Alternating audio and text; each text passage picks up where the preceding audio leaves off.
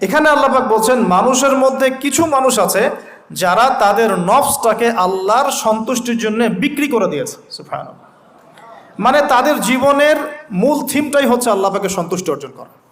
কোনো কিছুকেই তারা আল্লাহ সন্তুষ্টির উপর প্রাধান্য দিবে না। যদি কোটি টাকার অফার আসে হারাম, সে সেটা রিজেক্ট করবে, আল্লাহ নারাজ হবে। একটা সুন্দরী মেয়ে যদি জেনার অফার করে, সে রিজেক্ট করবে, কারণ সে আল্লাহকে ভয় করে। সে আল্লাহ পাকের জমিনের উপরে গায়রুল্লাহ বা কুফফারদের তাগুতদের কোনো লজ ইমপ্লিমেন্ট করতে পারবে না, কারণ সে আল্লাহকে ভয় করে। সে ইকোনমিক লাইফে হালাল হারামের পরোয়া করে চলবে, কারণ সে আল্লাহকে ভয় করে। সে তার পরিবারে পর্দা এস্টাবলিশ করবে, বিকজ সে আল্লাহকে ভয় করে। মানে আল্লাহ পাকের সন্তুষ্টির জন্য নিজের নফসটাকে, জান মাল সবকিছুকে বিলিয়ে দিয়েছে।